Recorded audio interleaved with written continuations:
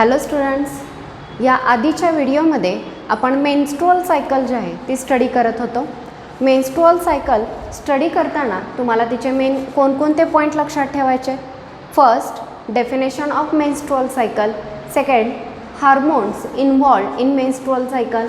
And next, the hormones secreted by which gland and what is their function. So हे point जे आहेत ते तुम्हाला लक्षात ठेवायचे. काही पार्ट त्यातला आपला राहिलेला आहे, सो तो आज आपण पाहणार आहोत. सो एकदा आपण मेन्स्ट्रुअल सायकल रिवाइज करूया. फर्स्ट तुम्हाला डेफिनेशन सांगितलेली मेन्स्ट्रुअल सायकलची. काय डेफिनेशन होती बघा.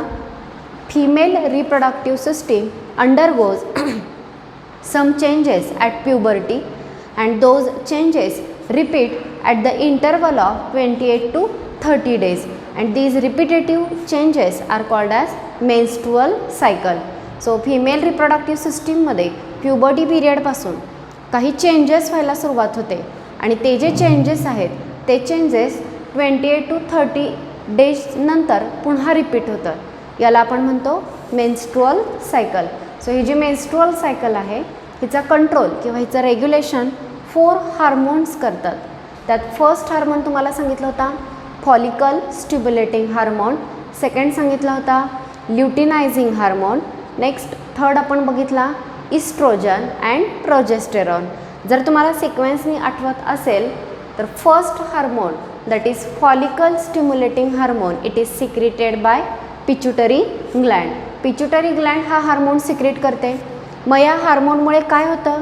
सो FSHमुळे ओव्हरीमधल्या मिलियन्स ऑफ फॉलिकलपैकी एक फॉलिकल अलॉंग विथ oocyte, एक फॉलिकल त्याच्या आतल्या oocyte बरोबर मॅच्युअर व्हायला सुरुवात करतं. सेकंड, हे जे डेव्हलपिंग फॉलिकल आहे तो सेकंड हार्मोन सिक्रेट करतं आणि त्याचं नेम आहे, तो जो हार्मोन सिक्रेट केला जातो आहे इस्ट्रोजन. हा इस्ट्रोजन युटेरसवरती काम करतो आणि याच्यामुळे युटेरसचा एंडोमेट्रियम डेव्हलप व्हायला सुरुवात होते, त्याचा थिकनेस वाढायला लागतो.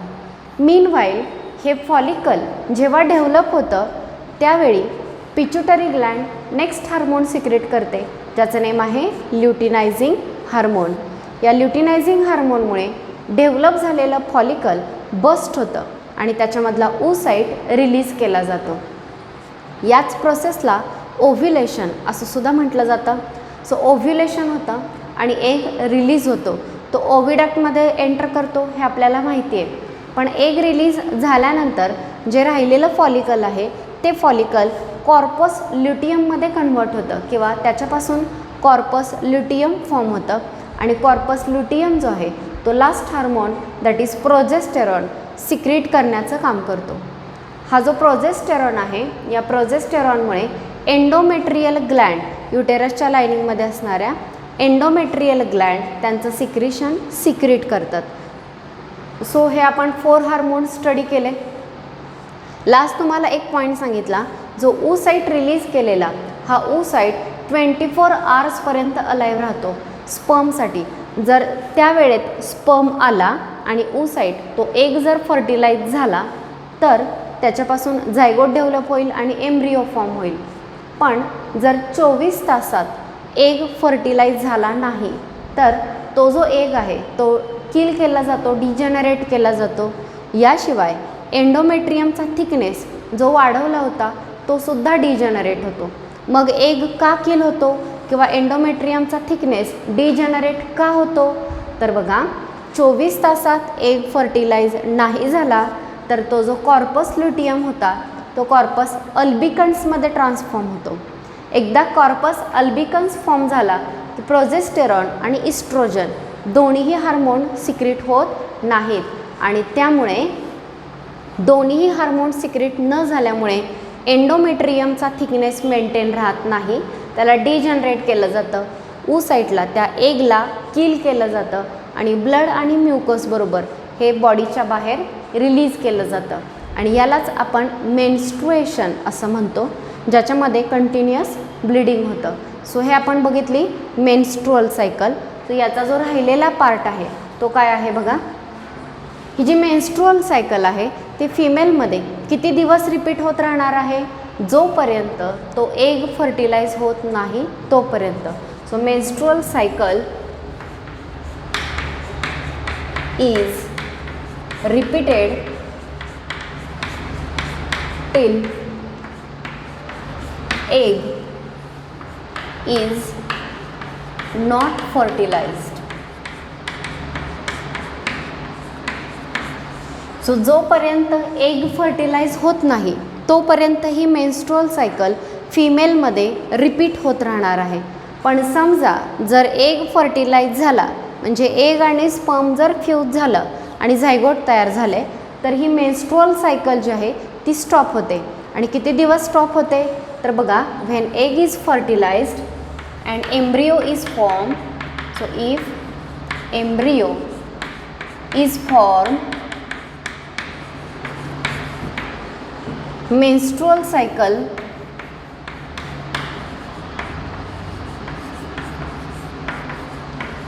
stops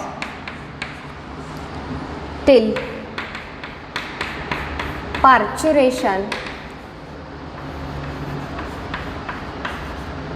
and during period of breastfeeding. So बघा, जर एग फर्टिलाइज नाही झाला तर काय होतं हे आपण बघितलं. कॉर्पस लिटियमचं कन्वर्जन कॉर्पस अल्बिकन्समध्ये, मग हार्मोन सिक्रेट नाहीत होत, मग युटेरस आणि एग दोन्हीही डिजनरेट होतात आणि बॉडीच्या बाहेर ब्लड आणि म्युकस बरोबर रिलीज केले जातात. सो इथंपर्यंत आपण बघितलं. पण समजा जर एग फर्टिलाइज झाला तर काय होतं, ही दुसरी कंडिशन आहे, तर ती व्यवस्थित समजून घ्या. सो बघा, जोपर्यंत एग फर्टिलाइज होत नाही तोपर्यंत ही मेन्स्ट्रुअल सायकल प्रत्येक मंथमध्ये रिपीट होत राहते. पण समजा एकदा एग फर्टिलाइज झाला आणि एम्ब्रियो फॉर्म झाला तर मेन्स्ट्रुअल सायकल स्टॉप होते. किती दिवसांसाठी ती स्टॉप होते? टिल पार्च्युरेशन. पार्च्युरेशन म्हणजे act of taking birth.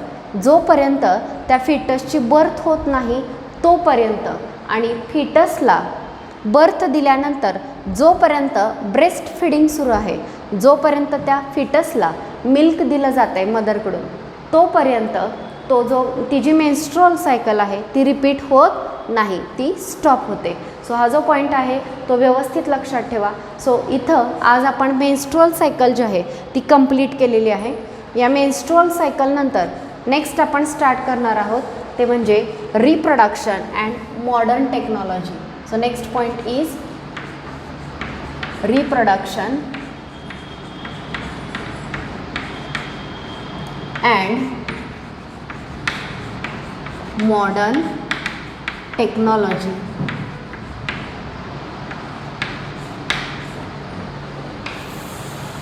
So बघा, रिप्रोडक्शन अँड मॉडर्न टेक्नॉलॉजी याच्यामध्ये काय सांगितलेलं आहे तर कधी कधी काही कपल्सना चाइल्ड होण्यासाठी काही प्रॉब्लेम येतात. मग त्यांच्यामध्ये प्रॉब्लेमचे वेगवेगळे रिझन असू शकतात दॅट नॉट हॅविंग चाइल्ड.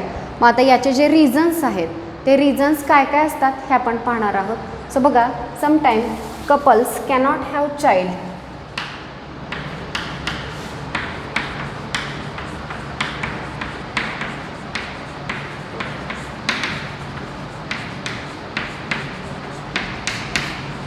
मग ज्या कपल्सना चाइल्ड होत नाही आहे त्या कपल्सना मॉडर्न सायन्सने किंवा मॉडर्न टेक्नॉलॉजीने काही सोल्युशन्स दिलेले आहेत.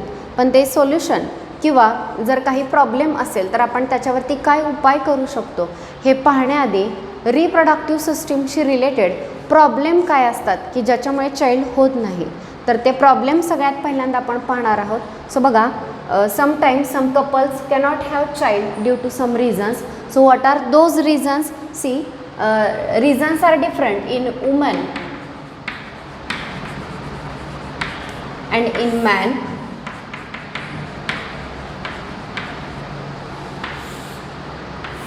So what are the reasons? See, in woman, irregularity in menstrual cycle.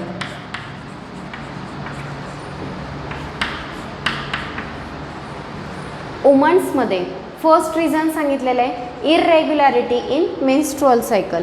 जर एखाद्या फिमेलची मेन्स्ट्रुअल सायकल जर इररेग्युलर असेल, त्याच्यामध्ये जर काही प्रॉब्लेम्स असतील, तर त्या फिमेलला चाइल्ड होण्यामध्ये प्रॉब्लेम येऊ शकतो. त्यानंतर सेकंड बघा, डिफिकल्टी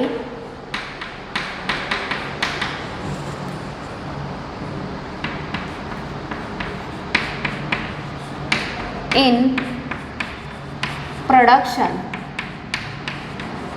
ऑफ oocyte. oocyteच्या प्रोडक्शनमध्ये सुद्धा काही प्रॉब्लेम असू शकतात. त्यानंतर नेक्स्ट जे आहे ते ऑब्स्टॅकल इन ओव्हिडक्ट.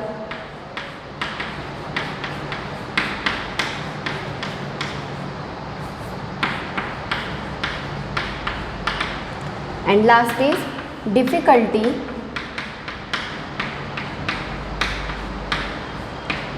In implantation.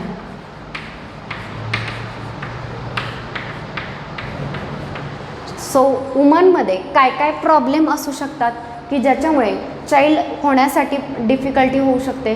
तर याच्यामध्ये फर्स्ट दिलेलं आहे इरेग्युलॅरिटी इन मेन्स्ट्रुअल सायकल. सो बघा, मेन्स्ट्रुअल सायकल फिमेलमध्ये जी होते ती मेन्स्ट्रुअल सायकल रेग्युलेट करण्यासाठी काय असतात, 4 हार्मोन्स असतात, FSH, LH, oestrogen and progesterone. ज्या अर्थी काही फिमेलमध्ये मेन्स्ट्रुअल सायकल इरेग्युलर असते, त्याचाच अर्थ असा होतो की त्यांच्यामधले हार्मोन्सची लेवल जी आहे ती इरेग्युलर आहे. आणि या इरेग्युलर हार्मोन्स किंवा इरेग्युलर मेन्स्ट्रुअल सायकलमुळे वुमनमध्ये रिप्रोडक्शनसाठी डिफिकल्टी येते. सेकंड आहे difficulty in production of oocyte. oocyte production. आता बघा, ओव्हरी तुम्हाला सगळ्यांना माहिती आहे रिप्रोडक्टिव्ह सिस्टीममध्ये. तर समजा ही ओव्हरी असेल तर ओव्हरीमध्ये जे एग किंवा oocyte डेव्हलप केलं जातं, हे oocyteच जर डेव्हलप झालं नाही तर स्पर्म बरोबर फ्युजन कोणाचं होणार आहे, oocyteचं किंवा एगचं. आणि जेव्हा एग आणि स्पर्म यांचं फ्युजन होतं तेव्हाच एम्ब्रिओ किंवा ऑफस्प्रिंग जो आहे तो डेव्हलप होतो. जर oocyteच फॉर्म झालं नाही तर फर्दर रिप्रोडक्शन होणार नाही. Second, obstacle in oviduct. ओव्हिडक्टमध्ये ऑब्स्टॅकल म्हणजे काय, तर बघा रिप्रोडक्टिव्ह सिस्टीममध्ये आपण हा जो ओव्हिडक्ट हा जो पार्ट स्टडी केलेला, तर इथं ओव्हरीमध्ये तयार झालेलं जे एग आहे ते कुठे एंटर करतं, ओव्हिडक्टमध्ये एंटर करतं. एग आणि स्पर्म यांचं फ्युजन कुठे होतं, ओव्हिडक्टमध्येच होतं. जर या ओव्हिडक्टमध्ये काही ऑब्स्टॅकल असेल किंवा काही अडथळा असेल तर एग आणि स्पर्म कदाचित एग इथं एंटर नाही करू शकत, एग डेव्हलप होते पण इकडे येत नाही आहे, किंवा इकडे अडथळा असल्यामुळे स्पर्म रिलीज झाल्यानंतर स्पर्म या एगपर्यंत पोहोचू शकत नाही आहेत. सो बघा, पहिला सांगितला की डिफिकल्टी इन oocyte प्रोडक्शन, म्हणजे oocyteच प्रोड्यूस होत नसतील, किंवा कदाचित असं असेल की oocyte प्रोड्यूस होत आहेत पण ओव्हिडक्टमध्ये ऑब्स्टॅकल असल्यामुळे स्पर्म त्या oocyteपर्यंत पोहोचू शकत नाही आहेत. हा सुद्धा प्रॉब्लेम असू शकतो. त्यानंतर नेक्स्ट आहे डिफिकल्टी इन इम्प्लांटेशन. मग आता यात काय असेल बघा, सपोज सक्सेसफुली इथं एग प्रोड्यूस झाला, तो ओव्हिडक्टमध्ये गेला, ओव्हिडक्टमध्ये सुद्धा काही ऑब्स्टॅकल नाही, एग आणि स्पर्म फ्यूज झाले, झायगोट तयार झाला, एम्ब्रिओ फॉर्म झाला. तर आता हा एम्ब्रिओ कुठे जाईल, युटेरसमध्ये, आणि युटेरसच्या वॉलमध्ये स्वतःला इम्प्लांट करेल. जर इम्प्लांटेशनच झालं नाही तर तो एम्ब्रिओ फर्दर डेव्हलप होऊ शकत नाही. म्हणजे एग चांगला तयार होऊन सुद्धा काही हे होत नाही, किंवा ओव्हिडक्टमध्ये ऑब्स्टॅकल नसून सुद्धा कुठलाही प्रॉब्लेम नसताना सुद्धा तिथं सक्सेसफुल रिप्रोडक्शन होऊ शकत नाही. सो मी 4 प्रॉब्लेम सांगितले वुमनमध्ये. First, difficulty in menstrual cycle. Second, difficulty in production of oocyte. Next, obstacle in oviduct. And last, difficulty in implantation. So हे 4 प्रॉब्लेम जे आहेत ते वुमनमध्ये असतात. तसंच मेलमध्ये किंवा मॅनमध्ये सुद्धा काही प्रॉब्लेम असू शकतात ज्याच्यामुळे सक्सेसफुल रिप्रोडक्शन होत नाही. मग आता मेनमध्ये काय प्रॉब्लेम दिलेत बघा. First, absence of sperm in सीमेन. पहिला प्रॉब्लेम असू शकतो की सीमेनमध्ये स्पर्म नाही आहेत. मग आता सीमेन काय आहे, तर स्पर्म आणि वेगवेगळ्या मेल रिप्रोडक्टिव्ह सिस्टीममधल्या ग्लँड, कुठल्या, प्रोस्टेट ग्लँड, सेमिनल व्हेसिकल आणि काउपर्स ग्लँड, या ग्लँडचं सिक्रिशन आणि स्पर्म ह्या दोघांना एकत्रितपणे आपण काय म्हणतो, सीमेन. पण या सीमेनमध्ये जर स्पर्मच नसतील किंवा खूप कमी असतील, दोन्ही कंडिशन अजिबात नसणं किंवा खूप कमी असणं, ह्या दोन्ही कंडिशनमध्ये सुद्धा रिप्रोडक्शन होत नाही. कारण स्पर्मचा काउंट मिलियन्समध्ये असणं खूप गरजेचं असतं त्या एगला फर्टिलाइज करण्यासाठी. सो बघा, फर्स्ट प्रॉब्लेम सांगितला absence of sperm in semen. Second, slow movement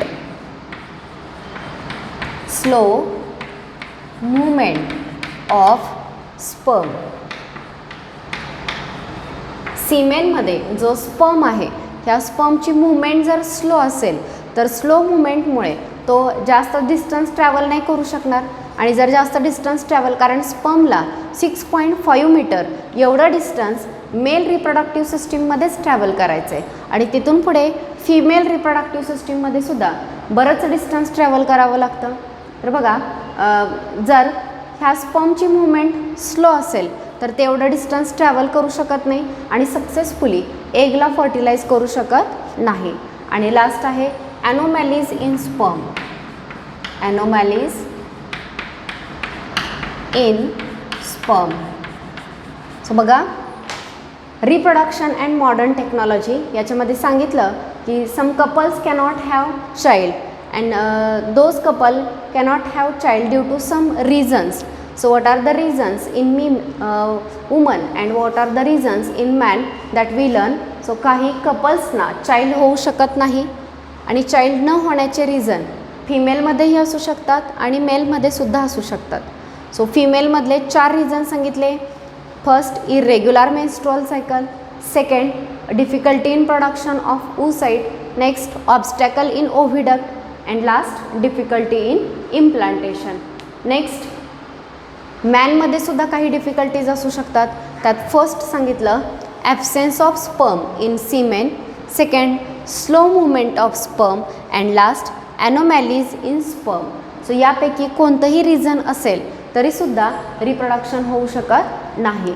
so बघा, मग सक्सेसफुल रिप्रोडक्शन होण्यासाठी या सगळ्या प्रॉब्लेमवरती मॉडर्न टेक्नॉलॉजीमध्ये काही सोल्युशन्स आहेत, काही रिमेडी आहेत. सो ते काय उपाय आहेत ते आपण नेक्स्ट डिटेल पाहणार आहोत. तो C,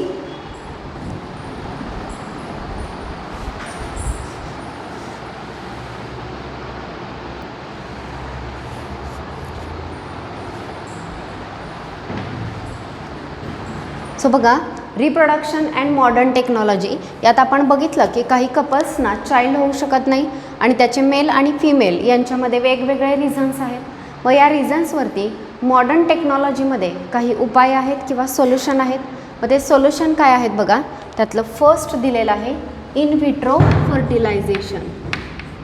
in vitro fertilization. It is also called IVF. IVF technology असंही म्हटलं जातं. सो इन व्हिट्रो फर्टिलायझेशन काय आहे किंवा याच्यामध्ये काय केलं जातं याचे डिटेल्स आपण नेक्स्ट बघणार आहोत. सो हे फर्स्ट टेक्निक सांगितलं मॉडर्न टेक्नॉलॉजीमधलं. सेकंड जे आहे ते आहे सरोगेसी.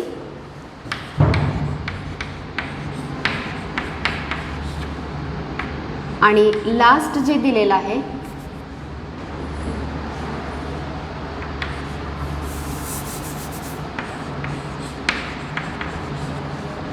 आणि लास्ट आहे सीमेन बँक और स्पर्म बँक. सो 3 टेक्नॉलॉजी सांगितल्या, इन व्हिट्रो फर्टिलायझेशन, सरोगेसी आणि लास्ट सांगितलं सीमेन बँक और स्पर्म बँक. तर ह्या तिन्ही टेक्नॉलॉजी ज्या आहेत याच्यामध्ये आपण आत्ताच पाहिलेले जे काही प्रॉब्लेम्स आहेत मेल किंवा फिमेल रिप्रोडक्टिव्ह सिस्टीम, तर ते प्रॉब्लेम्स ओव्हरकम करता येतात आणि सक्सेसफुल रिप्रोडक्शन या टेक्नॉलॉजीच्या मदतीनं करता येतं. सो या टेक्नॉलॉजीज काय आहेत हे डिटेल आपण नेक्स्ट लेक्चरमध्ये स्टडी करणार आहोत. So thank you.